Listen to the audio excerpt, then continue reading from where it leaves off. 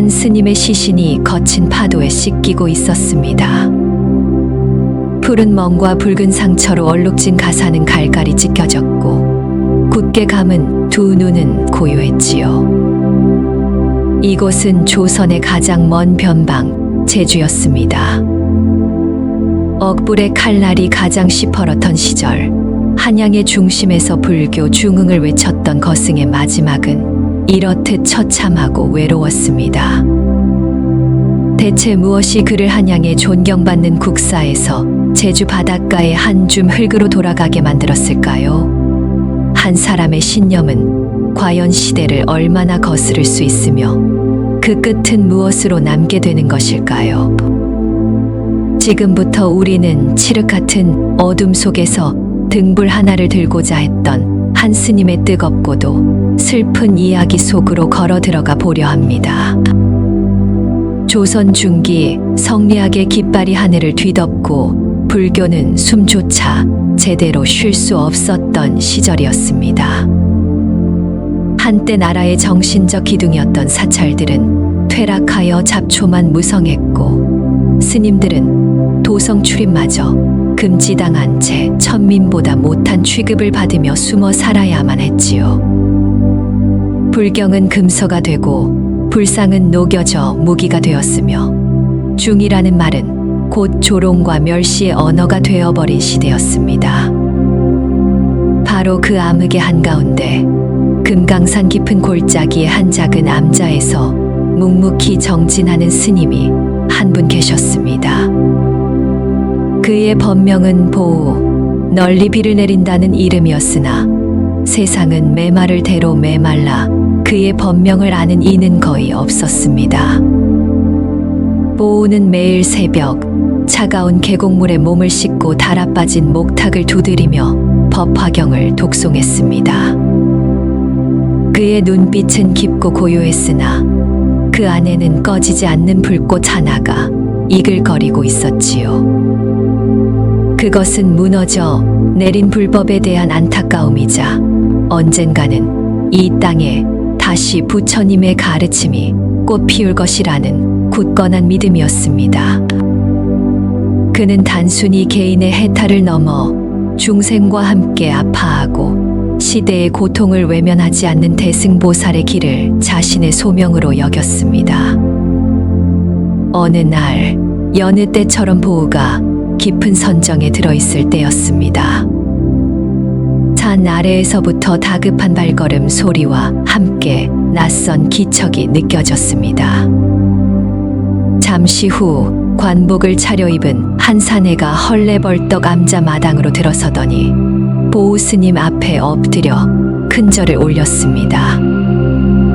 그는 자신을 내수사의 관리라 밝히며 자전, 즉 문정왕후의 밀지를 전하러 왔다고 말했습니다. 낡은 암자와 화려한 비단 관복, 침묵의 수행자와 권력의 심부름꾼. 어울리지 않는 두 모습의 만남은 그 자체로 시대의 거대한 변화를 예고하는 듯 했습니다. 관리는 떨리는 목소리로 말했습니다. 대사, 자전마마께서 대사를 애타게 찾고 계십니다. 부디 속히 한양으로 행차하시어 위기에 빠진 불법을 바로 세워주시옵소서. 문정왕후는 당시 어린 명종을 대신해 수렴청정을 하며 나라의 실권을 쥔 여인이었습니다. 그녀는 독실한 불자였으나 사방을 둘러싼 성리학자들의 맹렬한 반대에 부딪혀 뜻을 펴지 못하고 있었지요. 그녀는 이 절망적인 상황을 타개할 유일한 인물로 깊은 산중에 은거하며 학문과 수행이 높다는 보우 스님을 지목한 것이었습니다.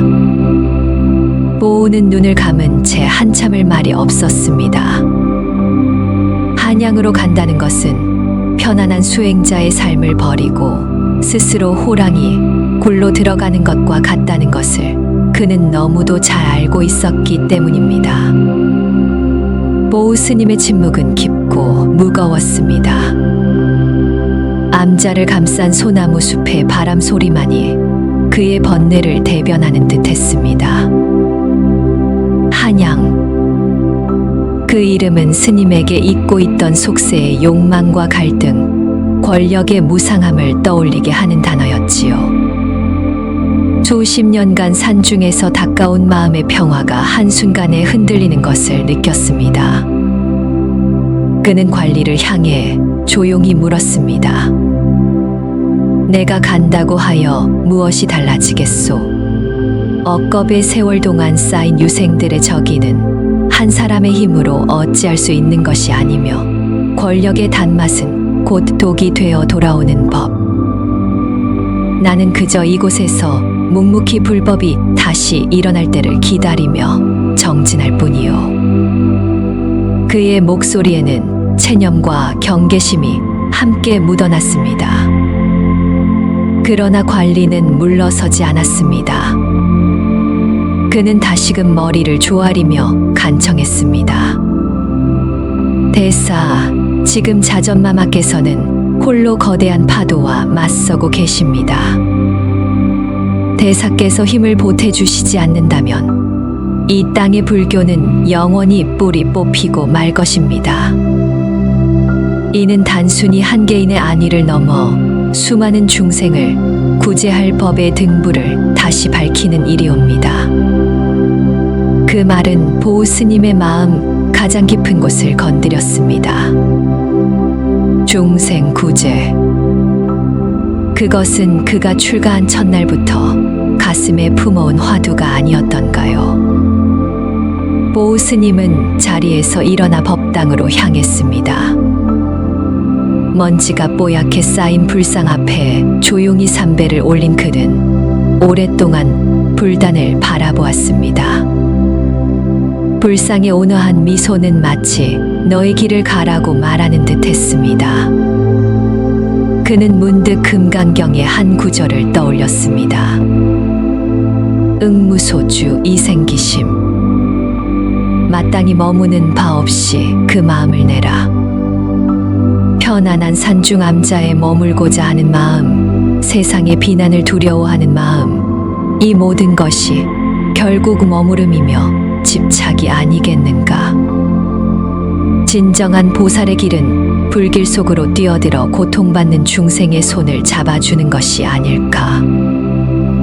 그는 결심했습니다.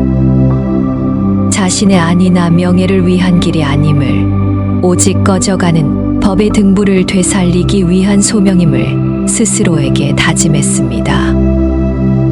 그는 밖으로 나와 기다리고 있는 관리에게 짧게 말했습니다. 가십시다, 한양으로.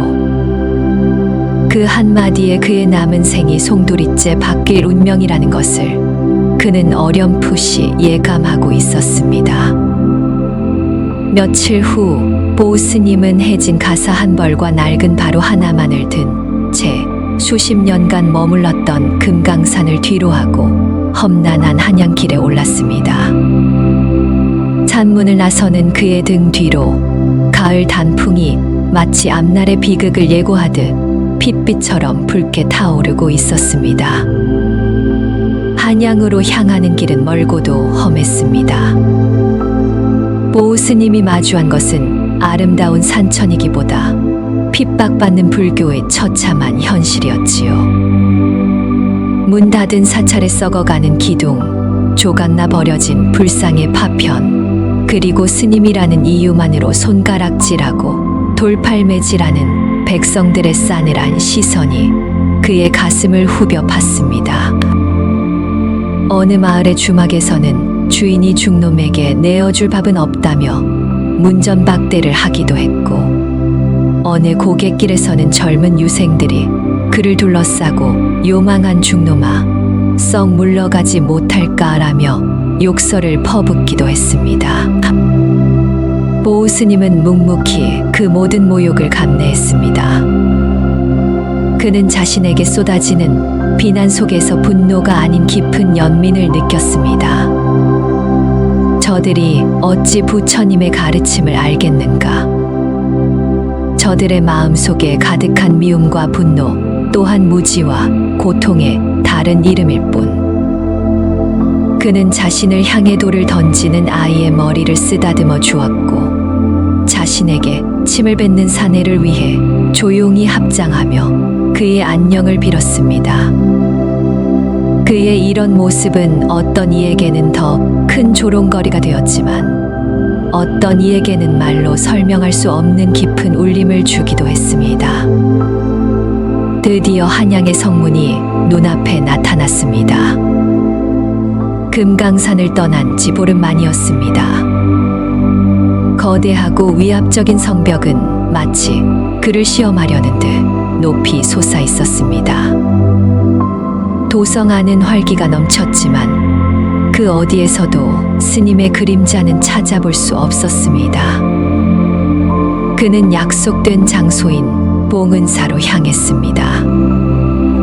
당시 봉은사는 선종의 수사찰이었으나 억불 정책으로 인해 명맥만 간신히 유지하고 있는 초라한 모습이었지요. 보우 스님이 봉은사 경내에 들어섰을 때 그를 기다리고 있던 것은 문정왕후였습니다. 호위 병사 몇 명만을 대동한 채 평복 차림으로 나타난 왕후는 보우 스님을 보자마지 예를 갖추어 합장했습니다.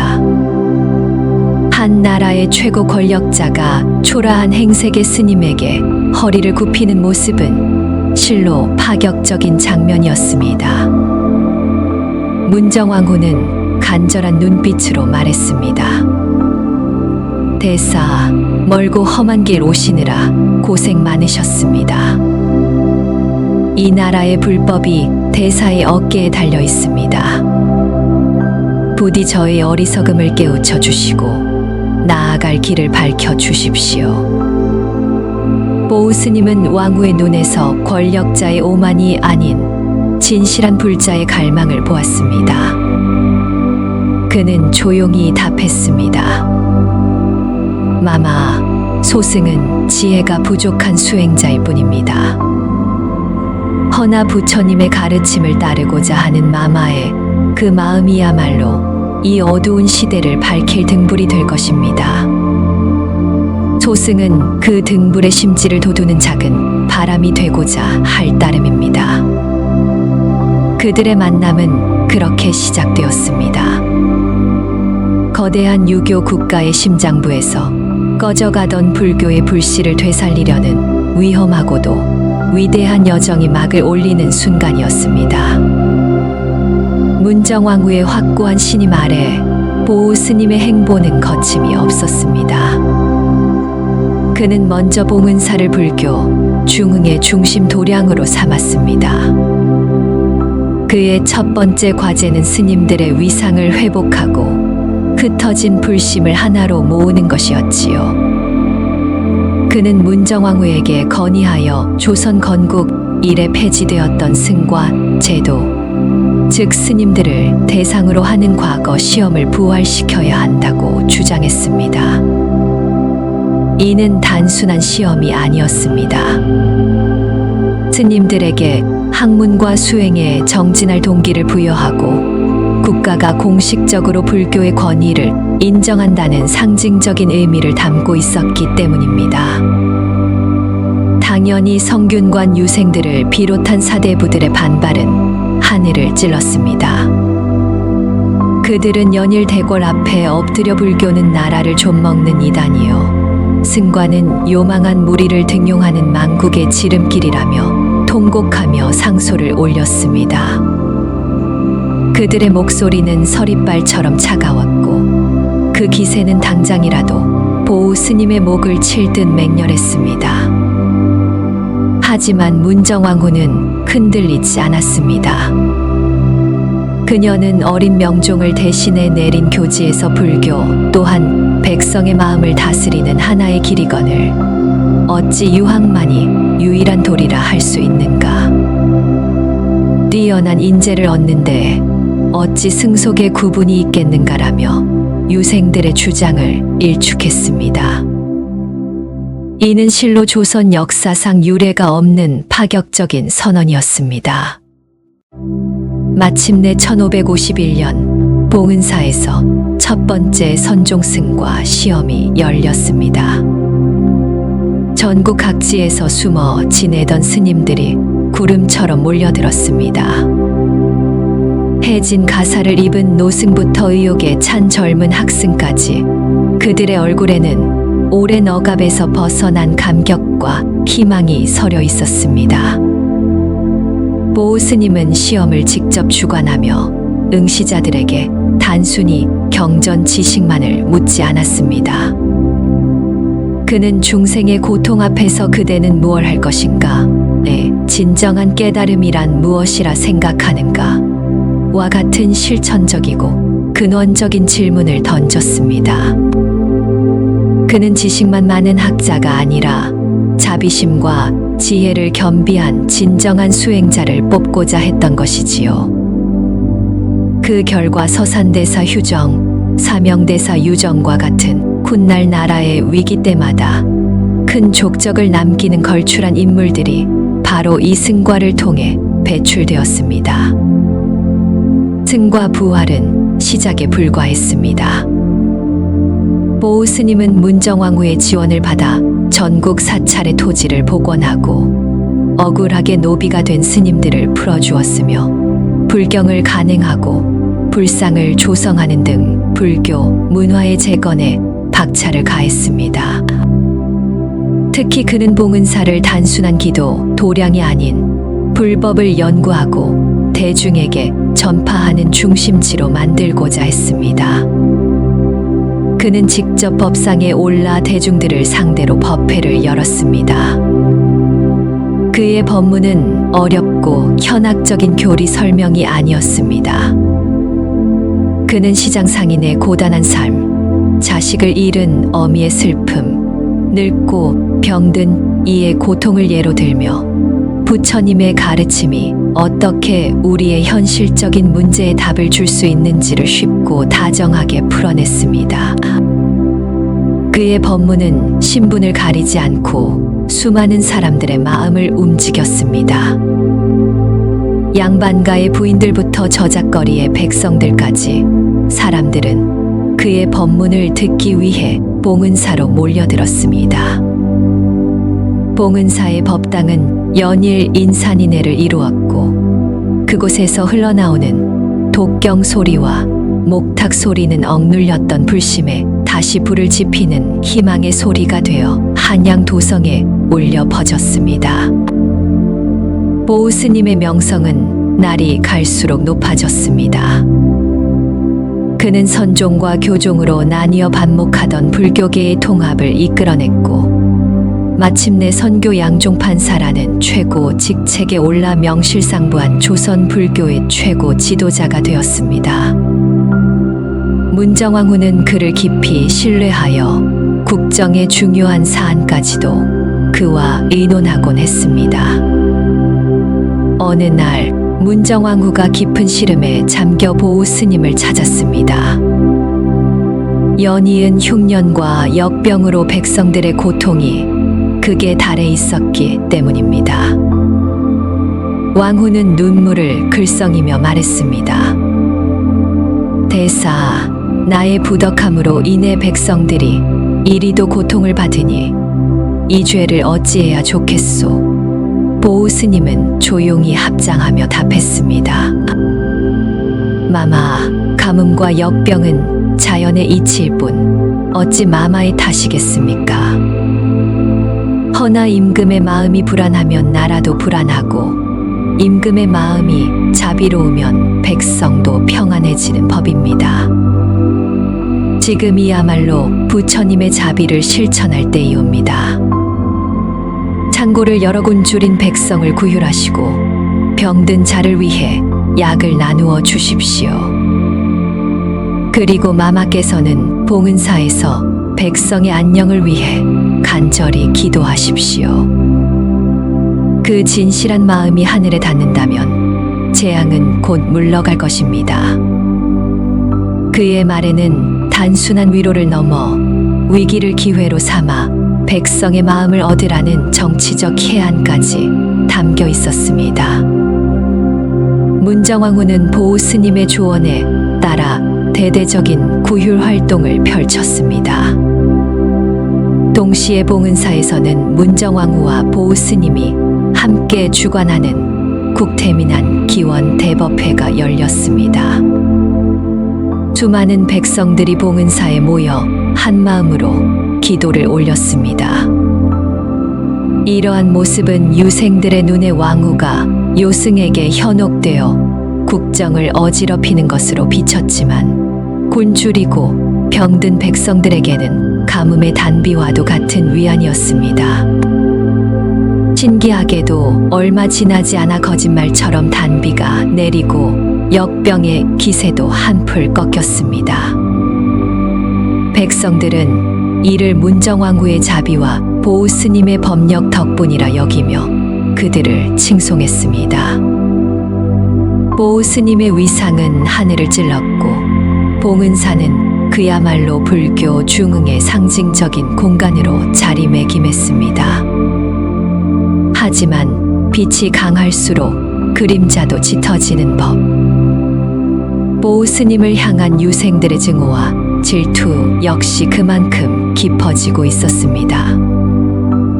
그들은 이를 갈며 때를 기다리고 있었지요. 보우스님을 지켜주던 거대한 방패, 문정왕후라는 권력의 태양이 저물 날을 말입니다. 보우스님은 자신을 향한 적이를 모를 리 없었습니다. 그는 매일 밤 화려한 봉은사의 주지실이 아닌 후원의 작은 토굴에서 홀로 좌선을 했습니다. 그는 자신에게 쏟아지는 찬사와 높아져만 가는 지위가 마치 사상 누각과 같음을 잊지 않으려 애썼습니다. 그는 제자들에게 늘 이렇게 가르쳤습니다. 칭찬에 우쭐하지 말고 비난에 위축되지 말라. 이 모든 것은 인연 따라 잠시 일어났다 사라지는 구름과 같은 것이다. 우리가 진정으로 붙잡아야 할 것은 오직 깨달음을 향한 마음과 중생을 향한 자비심뿐이다. 그는 승과에 합격한 젊은 승려들을 모아놓고 화엄경을 강론하며 세상의 모든 것이 서로 연결되어 있다는 연기의 법을 가르쳤습니다. 그리고 그 가르침의 끝에는 항상 이런 당부가 있었습니다. 언젠가 나에게 시련이 닥치고 불법이 다시 위기에 처하더라도 결코 원망하거나 좌절하지 말라. 오늘의 이 작은 불씨 하나가 훗날 거대한 횃불이 될 씨앗임을 잊지 말고 묵묵히 각자의 자리에서 정진하라. 그의 말에는 다가올 비극에 대한 예감과 그것을 초월하려는 수행자의 굳은 의지가 담겨 있었습니다. 봉은사에 잠시 찾아온 봄날은 그렇게 서서히 다가오는 겨울의 냉기를 품은 채 깊어가고 있었습니다. 시간은 흐르고 문정왕후의 건강은 눈에 띄게 쇠약해지기 시작했습니다. 오랫동안 수렴청정을 하며 국정을 이끌어온 여장부였지만 세월의 무게를 이길 수는 없었지요. 그녀의 기침 소리가 잦아질수록 대궐 안의 공기는 미묘하게 변해갔습니다. 특히 성균관을 중심으로 한 유생들의 움직임이 심상치 않았습니다. 그들은 마치 겨울잠에서 깨어난 뱀처럼 문정왕후라는 거대한 보호막이 사라질 날만을 손꼽아 기다리고 있었습니다. 그들에게 보우스님은 유교, 국가의 근본을 흔드는 요승이자 반드시 제거해야 할 암적인 존재였습니다. 그들은 밤마다 비밀리에 모여 보우를 탄핵할 상소문을 작성하고 그의 일거수일투족을 감시하며 꼬투리를 잡기 위해 혈안이 되어 있었습니다. 그들의 눈에는 증오와 확신이 가득했습니다. 자신들이야말로 어지러워진 나라의 기강을 바로 세우는 정의의 사도라고 굳게 믿고 있었기 때문이지요. 보우스님은 이 모든 기류의 변화를 피부로 느끼고 있었습니다. 자신을 향해 빛나던 햇살이 점점 기울고 차가운 그늘이 발밑까지 다가오고 있음을 그는 알았습니다. 봉은사를 찾아오는 고관대작들의 발길이 뜸해졌고 한때 그에게 아첨하던 이들은 이제 그를 슬슬 피하기 시작했습니다. 하지만 보스님의 일상은 변함이 없었습니다. 그는 여전히 새벽 예불을 거르지 않았고 대중들을 위한 법문을 멈추지 않았으며 틈틈이 경전을 번역하고 주석을 다는 일에 몰두했습니다. 그의 얼굴에는 두려움이나 불안의 기색 대신 오히려 더욱 깊어진 평온함이 깃들어 있었습니다. 그는 제자들에게 반야심경을 강론하며 말했습니다. 색즉 시공 공즉 시색. 눈에 보이는 모든 현상은 실체가 없는 것이며 실체가 없는 그 자리에서 모든 현상이 일어난다.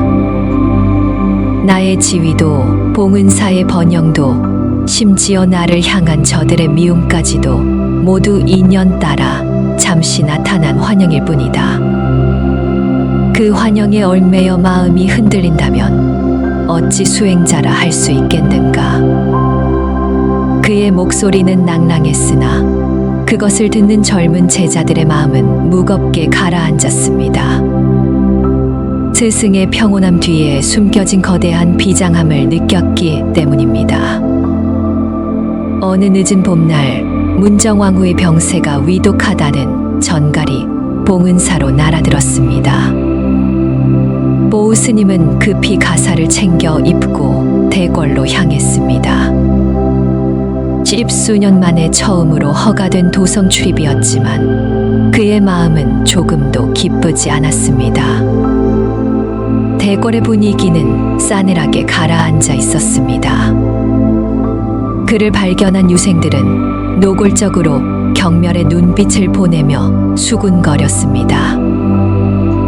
나라를 망친 중놈이 감히 어느 안전이라고 대궐에 발을 들인단 말인가. 자전께서 승하하시면 저놈의 목숨도 끝이다. 그들의 저주 섞인 목소리가 비수처럼 날아와 박혔지만 보우는 묵묵히 걸음을 옮겼습니다.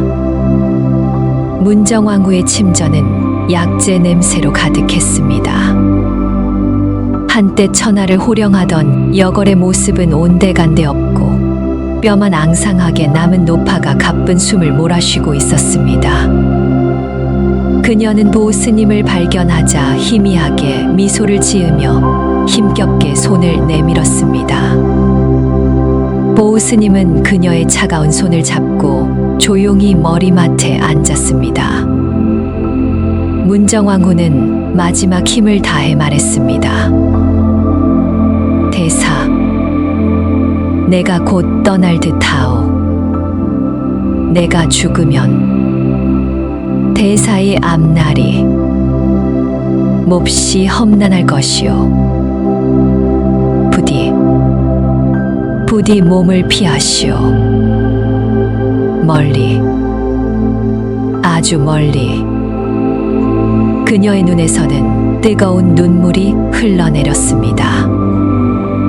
그것은 자신의 죽음에 대한 두려움이 아니라 홀로 남겨질 보우 스님과 다시 위태로워질 불법에 대한 걱정의 눈물이었습니다.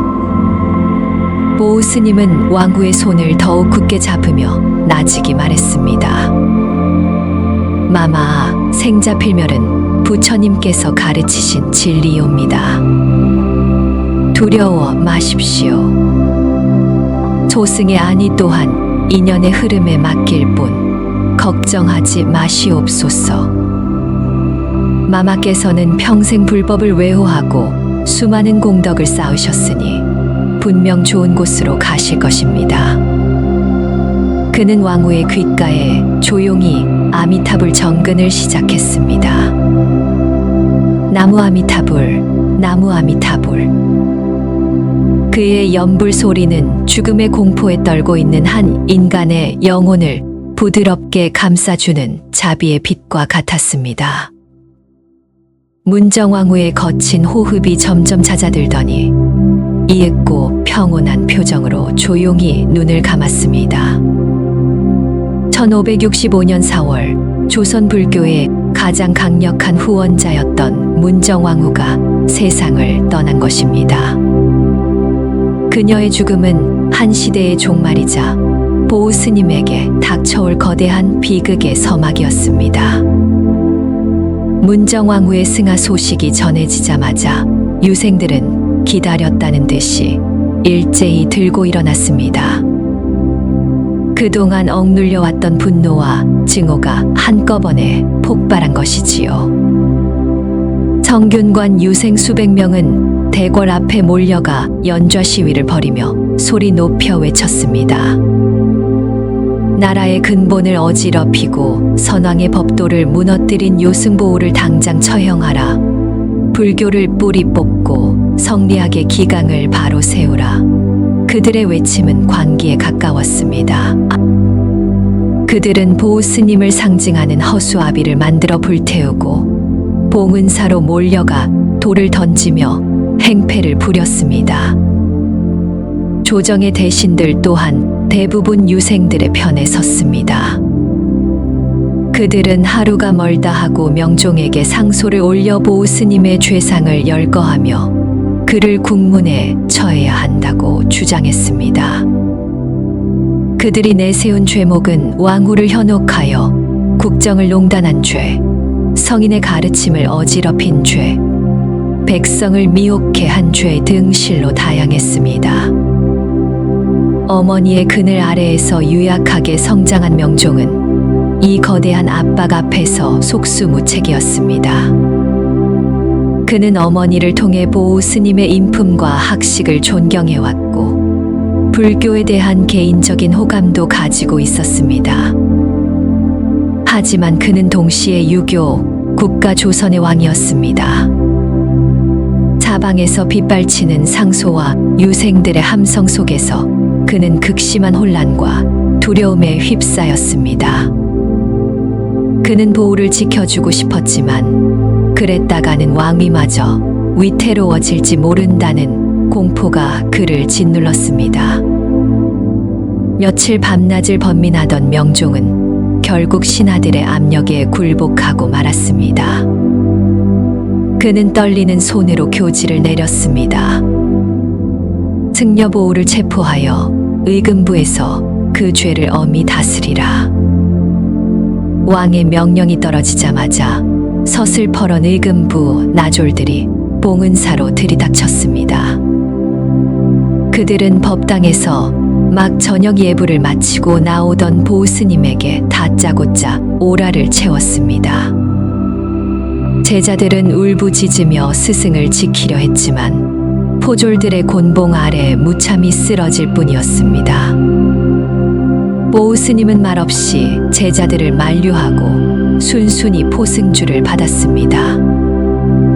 봉은사를 나서며 그는 마지막으로 자신을 따르던 제자들을 돌아보며 말했습니다. 울지 마라. 이것 또한 나의 업이니 달게 받을 것이다. 잊지 마라. 법은 결코 사라지지 않는다. 그대들의 마음 속에 살아있는 한. 그의 마지막 말은 마치 유언처럼 어두워지는 봉은사 경내에 무겁게 울려 퍼졌습니다. 의금부의 차가운 돌바닥은 지옥의 문턱과도 같았습니다. 보우 스님은 손발이 묶인 채 어둡고 축축한 감옥에 던져졌습니다. 며칠 전까지만 해도 한나라 불교계의 정점에서 국왕의 스승으로 존경받던 그가 하루아침에 중죄인이 된 것입니다.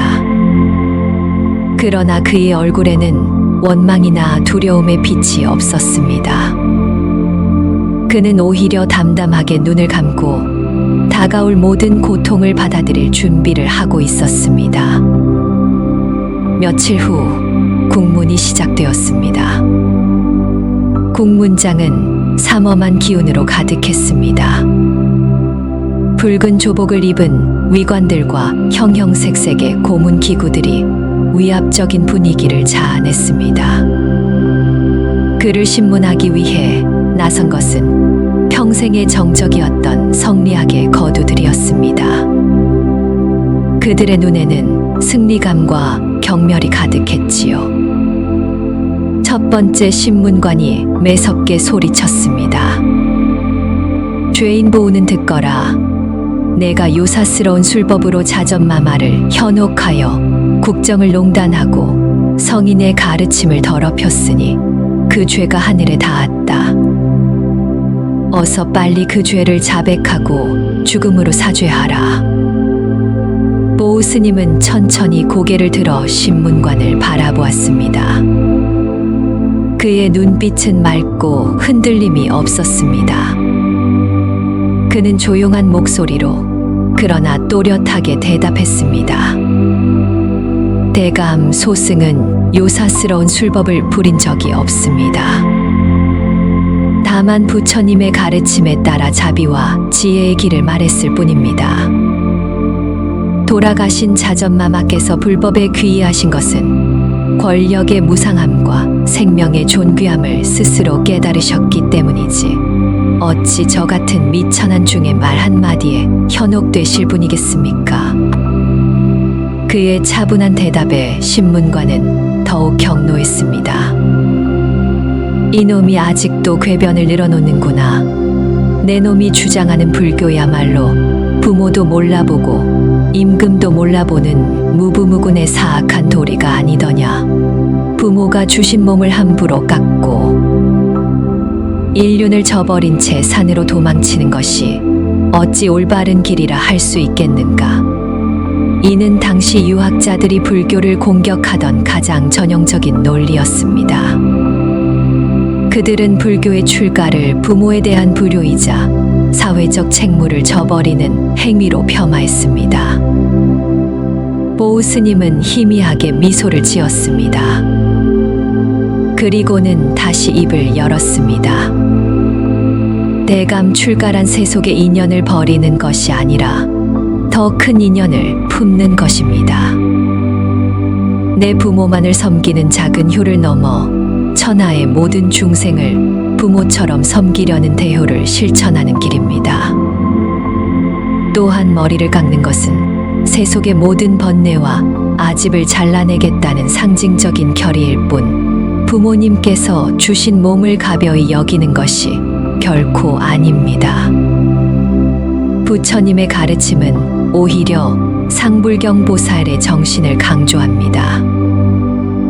나는 결코 여러분을 가벼이 여기지 않으며 여러분 모두가 장차 부처가 될 것이라고 믿는다는 뜻입니다. 어찌 불교가 인륜을 저버리는 가르침이라 할 수 있겠습니까?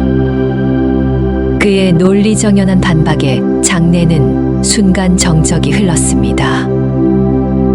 유생들은 그의 해박한 지식과 흔들림 없는 태도에 당혹감을 감추지 못했지요.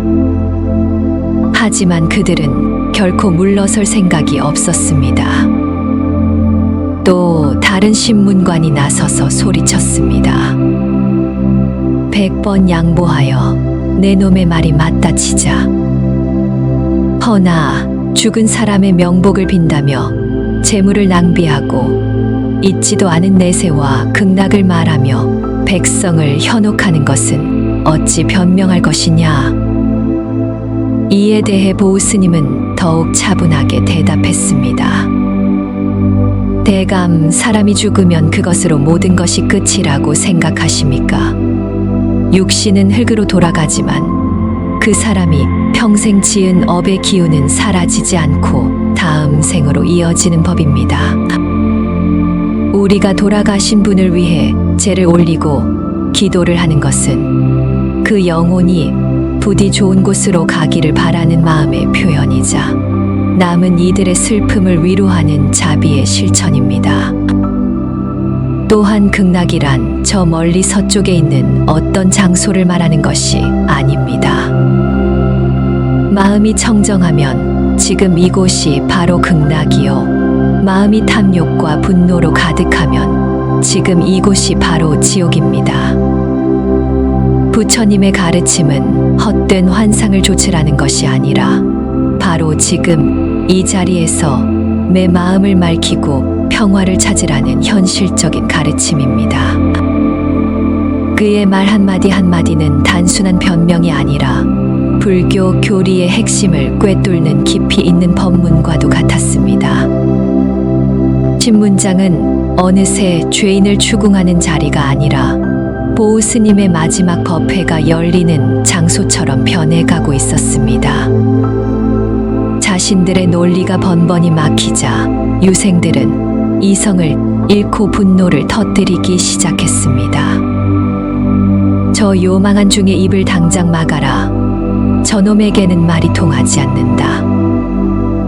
형틀에 매달아 모진 매로 다스려야만 비로소 죄를 실토할 것이다. 마침내 위관은 고개를 끄덕이며 명령을 내렸습니다. 저 자를 매우 쳐라.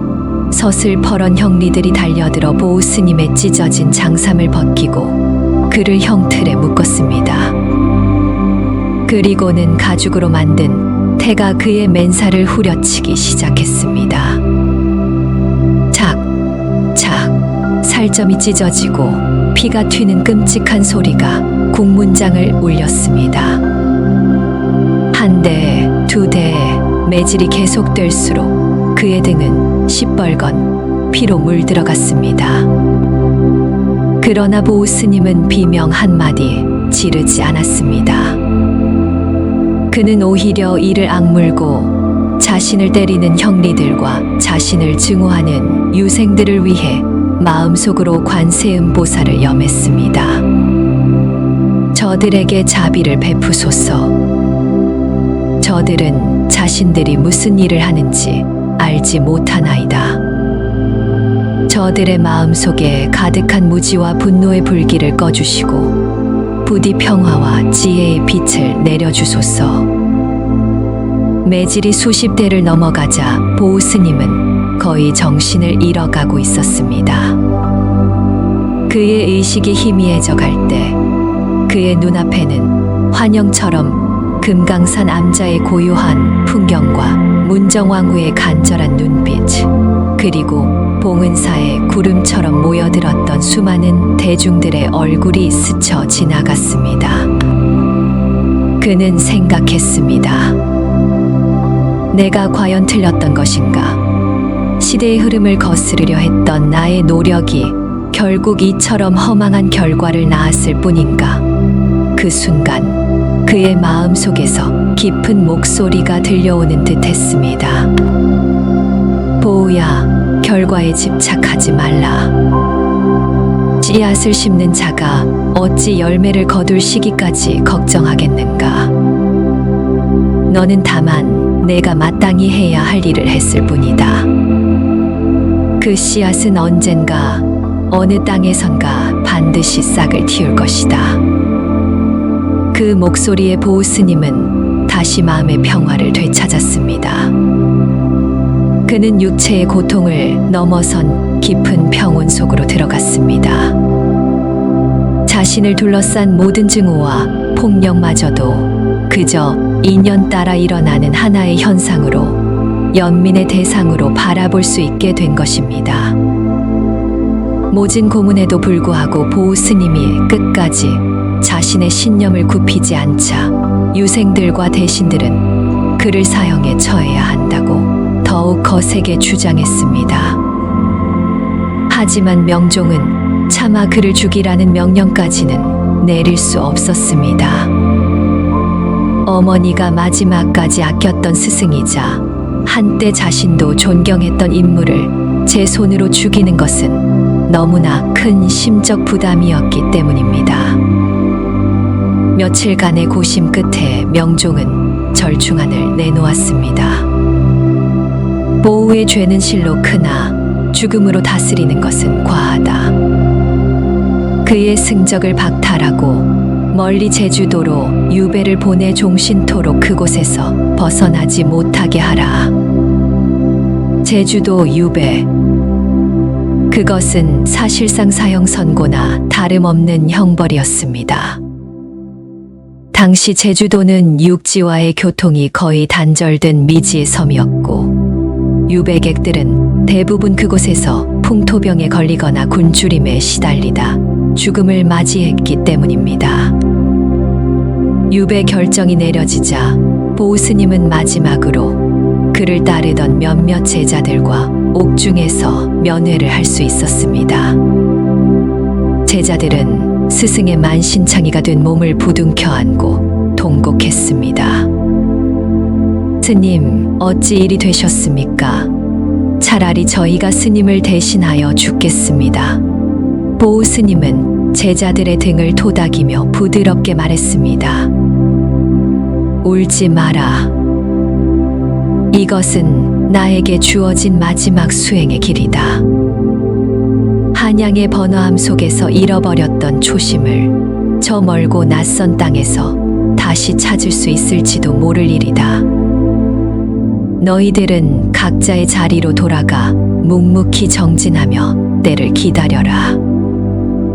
겨울이 깊으면 봄이 멀지 않은 법이니 언젠가 이 땅에 다시 불법의 꽃이 필 날이 올 것이다. 그는 제자들에게 마지막으로 화엄경의 한 구절을 들려주었습니다. 일체유심조. 세상 모든 것은 오직 마음이 지어내는 것. 제주도나 한양이나 내 마음이 평화로우면 그곳이 곧 정토이니라. 그의 마지막 가르침을 가슴에 새긴 제자들은 피눈물을 삼키며 스승에게 하직 인사를 올렸습니다. 며칠 뒤 보우스님은 죄인의 신분으로 거친 형구를 쓴 채 머나먼 유배지 제주를 향한 마지막 길에 올랐습니다. 그가 떠나는 한양의 하늘은 잿빛으로 흐려 있었습니다. 제주도로 향하는 유배길은 고난의 연속이었습니다. 쇠약해진 몸으로 무거운 칼을 쓴 채 수백의 길을 걸어야 했고 그를 압송하는 관졸들의 학대는 이루 말할 수 없었습니다. 그들은 보우를 인간으로 취급하지 않았습니다. 나라 망친 중놈이라며 욕설을 퍼붓고 일부러 험한 길로만 이끌었으며 남은 음식을 던져주며 짐승처럼 다루었지요. 길에서 마주치는 백성들 또한 그에게 돌을 던지거나 침을 뱉으며 조롱했습니다. 한때 백성들의 존경을 한 몸에 받던 국사의 모습은 온데간데 없고 이제 그는 모두의 손가락질을 받는 죄인일 뿐이었습니다. 그러나 보우의 마음은 이상하리만치 고요했습니다. 그는 자신에게 쏟아지는 모든 모욕과 고통을 과거생에 자신이 지었던 업보의 과보라 여기며 묵묵히 받아들였습니다. 그는 굶주림 속에서 음식을 던져주는 관졸의 손길에서 오히려 숨겨진 연민을 보았고 자신에게 돌을 던지는 아이의 눈망울에서 순수한 무지를 보았습니다. 그는 문득 깨달았습니다. 진정한 자비란 나를 좋아하는 사람뿐만 아니라 나를 미워하고 해치려는 사람에게까지도 똑같이 베풀어져야 한다는 것을 말입니다. 그들 또한 무명의 어둠 속에서 고통받는 중생일 뿐이라는 사실을 그는 가슴 깊이 이해하게 되었습니다. 해남 땅끝 마을에서 작은 배에 몸을 씌웠을 때 그는 처음으로 거친 바다와 마주했습니다. 성난 파도는 금방이라도 작은 배를 삼킬 듯이 몰아쳤고 비릿한 바닷바람은 칼날처럼 그의 상처를 파고들었습니다. 함께 배에 탄 사람들은 모두 공포에 떨며 살려달라고 아우성쳤지만 보우는 굳은 비를 온몸으로 맞으며 조용히 눈을 감고 앉아 있었습니다. 그는 출렁이는 배 위에서 자신의 삶 또한 저 거친 파도 위에 이려편주와 같았음을 느꼈습니다. 문정왕후의 신임이라는 순풍을 만나 잠시 높이 솟아올랐다가 유생들의 반발이라는 역풍을 만나 다시 깊은 나락으로 떨어졌습니다. 하지만 파도 자체가 바다의 본 모습이 아니듯 그 모든 영욕의 순간들 또한 자신의 본모, 지녀가 아니었습니다. 그의 마음은 어느새 파도를 넘어 모든 파도를 품고 있는 고요하고 깊은 바다의 심연을 향하고 있었습니다. 며칠간의 험난한 항해 끝에 마침내 배는 제주 땅에 닿았습니다. 낯선 섬의 풍경, 거친 현무암과 세찬 바람은 마치 그의 고독한 운명을 상징하는 듯 했습니다. 제주에서의 유배 생활은 비참했습니다. 그는 관아의 허름한 창고에 갇혀 지내야 했고 하루 한 끼 겨우 죽으로 연명해야 했습니다. 섬 사람들은 육지에서 온 죄인, 그것도 중놈이라는 이유로 그를 멀리하고 경계했습니다. 아무도 그에게 말을 걸어주지 않았고 그의 존재는 마치 섬의 돌멩이 하나처럼 무심하게 방치되었습니다. 모든 것을 잃었습니다. 존경하는 스승이라는 지위도, 화려했던 봉은사도, 그를 따르던 수많은 제자들도 이제는 아득한 꿈처럼 느껴졌습니다.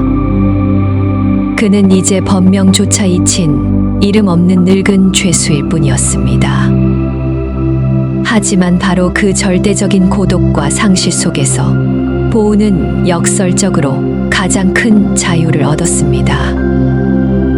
그는 더 이상 지켜야 할 것도 이루어야 할 것도 남에게 보여주어야 할 것도 없었습니다.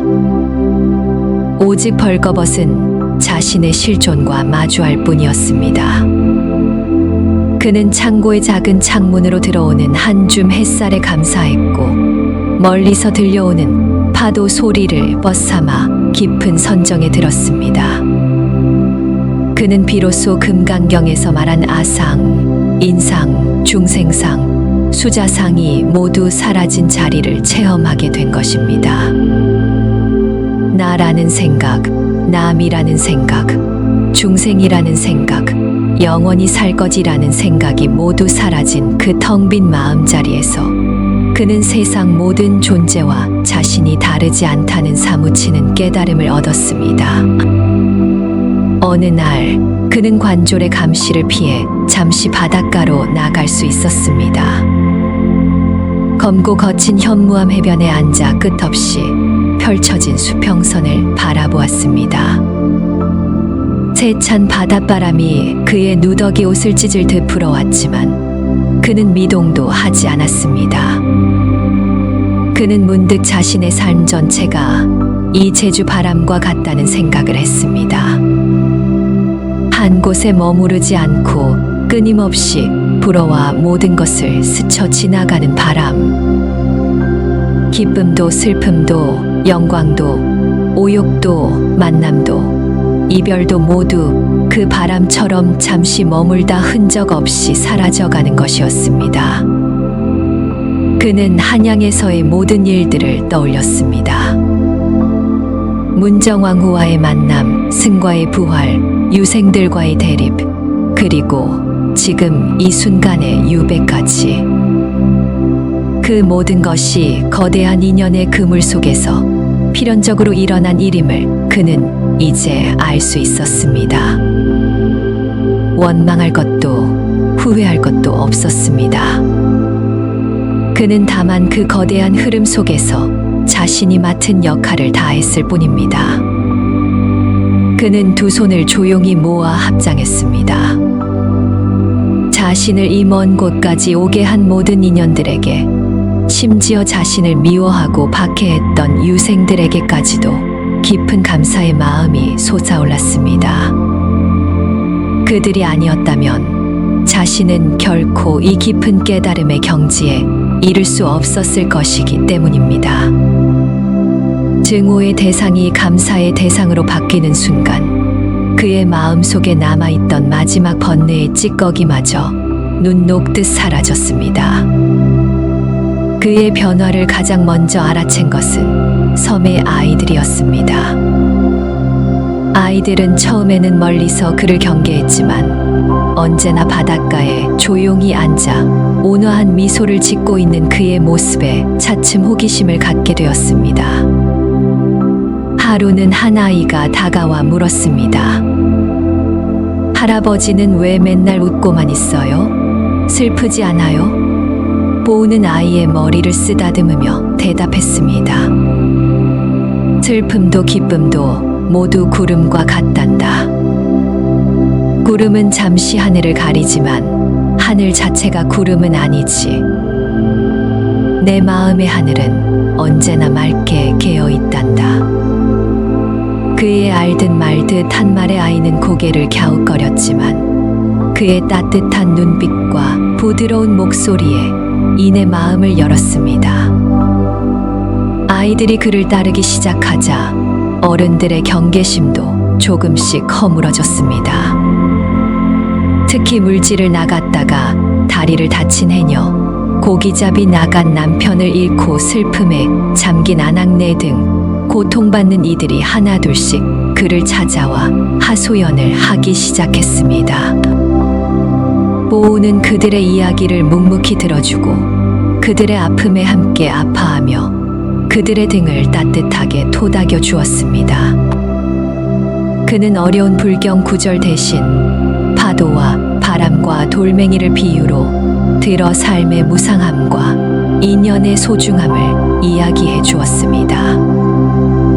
그의 말은 거칠고 고단한 섬 사람들의 마음에 잔잔한 위로와 평화를 가져다 주었습니다. 보우는 섬 사람들에게 더 이상 육지에서 온 죄인이 아니었습니다. 그들은 그를 도라르방 스님 혹은 바당 스님이라 부르며 따르기 시작했습니다. 어떤 이들은 몰래 음식을 가져다 주기도 하고 어떤 이들은 그에게 병든 가족을 위해 기도를 부탁하기도 했습니다. 그는 비록 승적을 박탈당한 죄인의 몸이었지만 제주섬에서 비로소 가장 낮은 곳의 중생들과 함께 호흡하는 진정한 의미의 스승이 된 것입니다. 그는 깨달았습니다. 진정한 불법이란 화려한 법당이나 높은 지위에 있는 것이 아니라 바로 고통받는 중생들의 삶 한가운데에 있다는 것을. 한양의 국사보우는 죽었지만 제주의 이름 없는 스님 보우는 다시 태어났습니다. 그는 이제 자신의 죽음마저도 두렵지 않았습니다. 자신의 육신은 비록 이곳 제주 땅에서 한 줌 흙으로 돌아가겠지만 자신이 얻은 이 깨달음과 자신이 나눈 이 자비의 마음은 바람을 타고 파도를 타고 사람들의 마음을 타고 영원히 살아남을 것임을 그는 굳게 믿었습니다. 어느 늦가을 저녁 붉은 노을이 바다를 물들이는 것을 바라보며 그는 조용히 읊조렸습니다. 오는 것도 인연이요 가는 것도 인연이라. 이제 모든 빚을 다 갚았으니 언제든 가볍게 떠날 수 있겠구나. 그의 얼굴에는 완전한 평화와 자유의 미소가 걸려 있었습니다. 그의 평화로운 유배 생활은 그러나 오래가지 못했습니다. 한양의 조정에서는 여전히 보우에 대한 처벌이 미약하다는 상소가 끊이지 않았습니다. 특히 강경파 살인들은 그가 제주에서 백성들을 현혹하며 여전히 영향력을 행사하고 있다는 소문을 듣고는 그를 완전히 제거해야 한다고 목소리를 높였습니다. 결국 명종은 또다시 압박에 못 이겨 제주 목사에게 보우를 엄히 다스리라는 밀지를 내리게 됩니다. 이 밀지는 사실상 그를 죽이라는 암묵적인 명령이나 다름없었습니다. 출세에 눈이 멀었던 당시 제주 목사는 조정의 뜻을 받들어 보우를 처리할 기회만을 엿보고 있었습니다. 그는 관아의 포졸 몇 명에게 은밀히 명령을 내렸습니다. 저 중놈이 백성들을 선동할 기미가 보이니 조용히 처리해 버려라. 짙은 죽음의 그림자가 소리 없이 보우의 등 뒤로 다가오고 있었습니다. 그는 자신의 마지막이 가까웠음을 직감했지만 조금도 동요하지 않았습니다. 오히려 담담하게 그 마지막 순간을 기다리고 있었습니다. 그것은 패배자의 체념이 아니라 모든 것을 초월한 자의 고요한 받아들임이었습니다. 어느 바람이 몹시 불던 날이었습니다. 보우는 여느 때처럼 바닷가 바위에 앉아 깊은 명상에 잠겨 있었습니다. 그때 술에 취한 듯 비틀거리는 포졸 몇 명이 몽둥이를 들고 그에게 다가왔습니다. 그들은 다짜고짜 보우에게 욕설을 퍼부으며 소리쳤습니다. 이 늙은 중놈아, 내 놈이 아직도 정신을 못 차리고 유사스러운 짓으로 사람들을 홀리고 다니느냐. 오늘 우리가 내 놈의 버르장머리를 단단히 고쳐주마. 그들의 눈은 살기로 번뜩이고 있었습니다. 보우는 천천히 눈을 뜨고 그들을 바라보았습니다. 그의 눈에는 두려움이나 분노 대신 깊은 연민의 빛만이 가득했습니다. 그는 조용히 말했습니다. 애쓰시는구려. 그대들도 어쩔 수 없는 인연의 사슬에 묶여 이 업을 지어야 하니 참으로 가엾은 일이오. 그의 말에 포졸들은 더욱 격분했습니다. 이놈이 죽을 때가 되니 헛소리를 하는구나. 여봐라, 매우 쳐라. 그들의 무자비한 몽둥이가 비 오듯 그의 몸 위로 쏟아지기 시작했습니다. 퍽퍽 군탁한 소리와 함께 뼈가 부서지고 살이 찢겨 나갔습니다. 그러나 보우는 신음 소리 한 번 내지 않았습니다. 그는 마지막 순간까지도 자신을 때리는 그들을 위해, 그리고 이 세상의 모든 고통받는 중생들을 위해 마음속으로 자비의 기도를 올렸습니다. 그의 의식이 점점 멀어져 가며 그의 입가에는 마지막으로 희미한 미소가 떠올랐습니다. 마침내 그의 고개는 힘없이 꺾였고 그의 영혼은 한 점 바람이 되어 제주 바다 위로 흩어졌습니다. 보우 스님의 마지막은 처참했습니다. 포졸들은 숨이 끊어진 그의 시신을 그대로 바닷가에 내버려 둔 채 사라졌습니다. 차가운 밤바다가 밀려와 그의 상처투성이 몸을 씻어주었고 밤하늘의 별들만이 그의 외로운 죽음을 말없이 지켜볼 뿐이었습니다. 다음 날 아침 스님에게 음식을 가져다 주러 왔던 한 섬 여인이 바닷가에 쓰러져 있는 그의 시신을 발견하고는 비명을 질렀습니다. 소문은 순식간에 온 섬으로 퍼져나갔습니다. 바당 스님이 관졸들에게 맞아 돌아가셨다는 소식에 섬 사람들은 큰 충격과 슬픔에 빠졌습니다. 그들은 하나둘씩 바닷가로 모여들었습니다. 아이들은 울음을 터뜨렸고 아낙네들은 가슴을 치며 통곡했으며 거친 뱃사람들조차 침통한 얼굴로 고개를 숙였습니다. 그들에게 보우는 더 이상 죄인이 아니었습니다. 짧은 시간이었지만 그는 상처받은 영혼을 위로해주던 따뜻한 할아버지였고 지혜로운 스승이었으며 고단한 삶의 유일한 의지처였습니다. 섬 사람들은 누구의 지시도 없었지만 스스로 나서서 그의 장례를 치르기로 했습니다. 그들은 정성껏 그의 시신을 수습하여 깨끗한 천으로 감쌌습니다. 그리고는 섬에서 가장 전망이 좋은 언덕 위에 그를 묻어주었습니다. 변변한 무덤도 비석도 세울 수 없었지만 그들은 저마다 작은 조약돌 하나씩을 가져와 그의 무덤 위에 올려놓으며 그의 명복을 빌었습니다.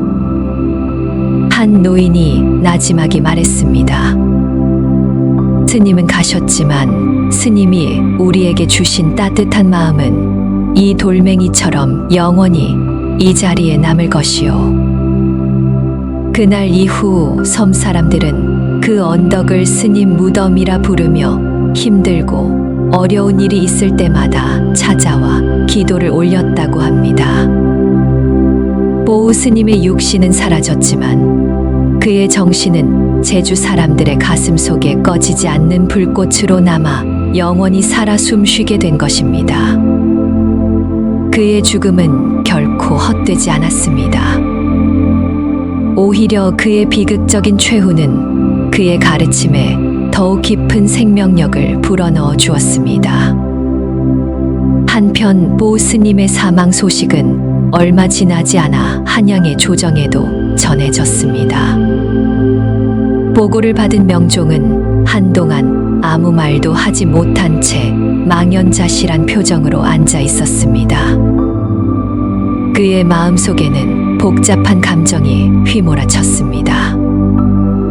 한편으로는 자신을 끊임없이 압박하던 골칫거리가 사라졌다는 안도감이, 다른 한편으로는 한때 스승으로 모셨던 인물을 결국 죽음으로 내몬 것에 대한 깊은 죄책감이 그를 짓눌렀습니다.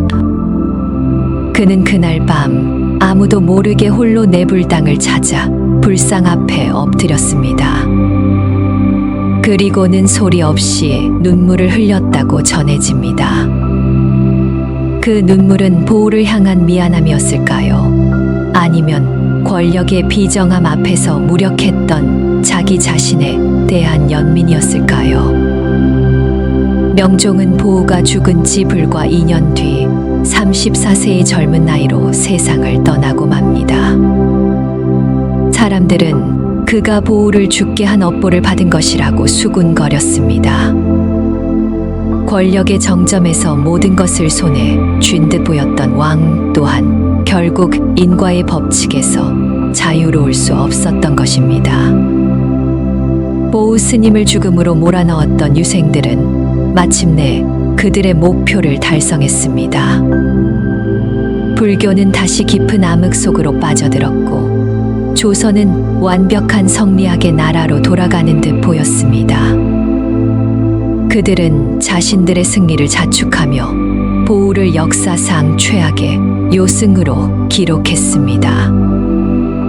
그러나 그들의 승리는 과연 완전한 것이었을까요? 그들이 보우의 육신은 없앨 수 있었지만 그가 남긴 정신까지 없앨 수는 없었습니다. 보우의 제자들은 스승의 비극적인 죽음 앞에서 좌절하지 않았습니다. 그들은 스승의 마지막 유언을 가슴에 새기고 전국 각지의 깊은 산속으로 흩어져 묵묵히 수행에 정진하며 때를 기다렸습니다.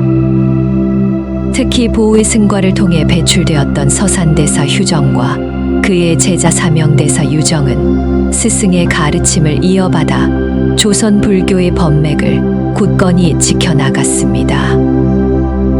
그들은 보우처럼 정치의 전면에 나서지는 않았지만 고요한 산중에서 수많은 제자들을 길러내며 불법의 씨앗을 퍼뜨렸습니다. 그리고 마침내 보우 스님이 남긴 씨앗이 거대한 나무로 자라나는 날이 왔습니다. 보우가 죽은 지 약 27년 후인 1592년 일본이 조선을 침략하는 임진왜란이 발발한 것입니다. 나라는 풍전등화의 위기에 처했고 무능한 관군들은 속수무책으로 무너졌습니다. 바로 그때 깊은 산중에서 수행하던 스님들이 분연히 일어났습니다. 서산대사는 늙은 몸을 이끌고 전국에 경문을 보내 승병을 모집했습니다. 나라가 위급한 이때에 어찌 가만히 앉아있기만 하겠는가. 비록 우리는 출가한 몸이나 이 땅의 백성이 아니며 이 나라의 신하가 아니겠는가. 그의 호소에 전국에서 수천 명의 스님들이 무기를 들고 모여들었습니다. 그들은 보우 스님의 제자들이었고 또한 그 제자들의 제자들이었습니다. 그들은 평소에는 연부를 외던 입으로 구국의 함성을 외쳤고 목탁을 잡던 손으로 창과 칼을 잡았습니다. 사명대사는 승병을 이끌고 평양성 탈환 전투에서 큰 공을 세웠고 전쟁 후에는 일본에 건너가 포로로 잡혀갔던 수천 명의 동포를 구해오는 외교적 수완을 발휘하기도 했습니다. 이처럼 나라가 가장 위태로운 순간, 나라를 구하기 위해 목숨을 바친 이들은 다름 아닌 그토록 멸시받고 핍박받던 스님들이었습니다. 그들은 보우 스님이 그토록 강조했던 중생구제와 호국 불교의 정신을 온몸으로 실천해 보인 것입니다. 그들의 활약을 지켜본 백성들은 비로소 깨닫게 되었습니다. 불교가 결코 나라를 좀먹는 사악한 가르침이 아니라는 것을, 스님들이 결코 세상을 등진 무책임한 이들이 아니라는 것을 말입니다. 승병들의 의로운 활약은 억불 정책으로 이내 땅에 떨어졌던 불교의 위상을 단숨에 회복시키는 계기가 되었습니다. 아이러니하게도 보우 스님을 죽음으로 몰아넣었던 바로 그 유교 사대부들이 지배하던 나라가 위기에 처했을 때 그 나라를 구한 것은 보우 스님이 남긴 정신적 유산이었던 셈입니다. 이는 보우 스님이 제주 바닷가에서 얻었던 깨달음, 즉 씨앗을 심는 자는 열매를 거둘 시기를 걱정하지 않는다는 진리가 역사를 통해 증명된 순간이었습니다.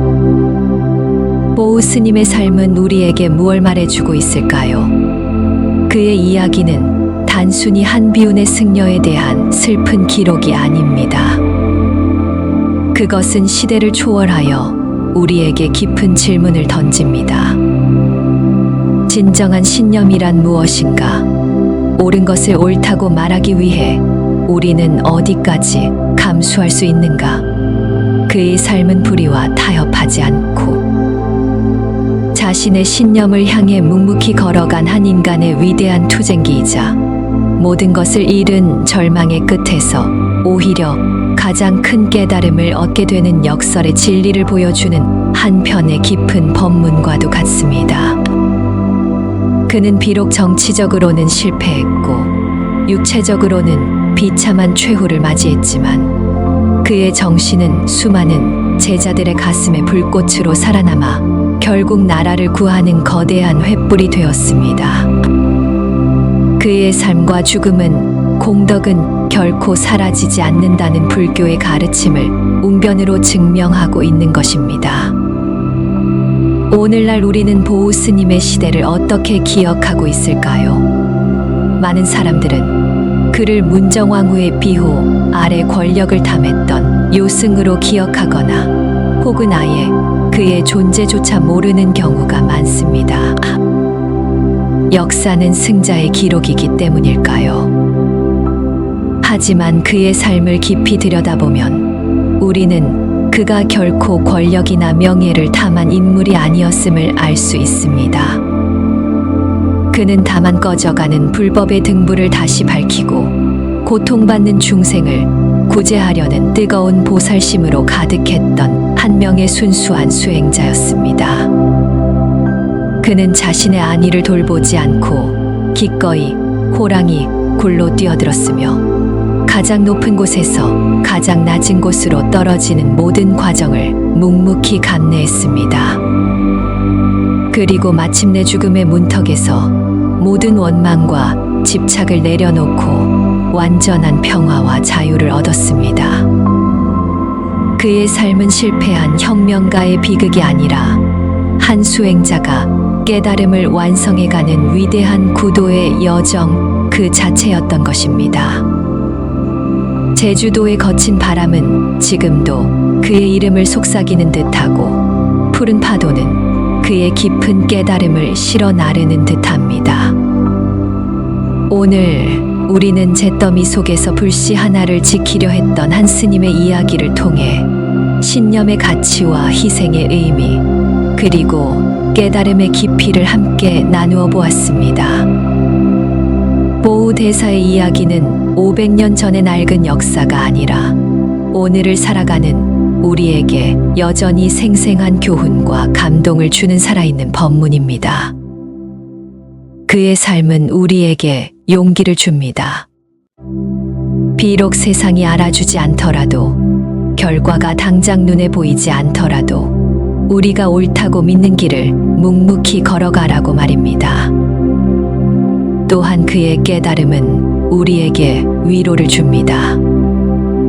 지금 겪고 있는 고통과 시련이 끝이 아니라 더 큰 성장을 위한 과정일 수 있음을, 그리고 모든 것은 결국 마음먹기에 달려 있음을 일깨워 줍니다.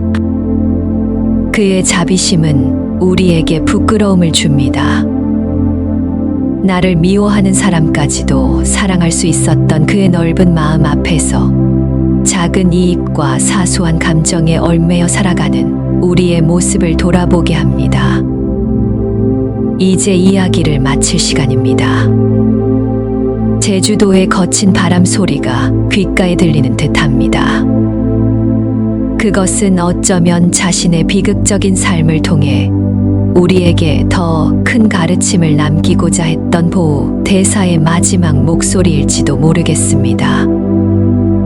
그의 삶은 비록 슬프게 끝났지만 그가 남긴 정신은 오늘날까지도 우리들 가슴 속에 살아 숨쉬며 깊은 울림을 주고 있습니다.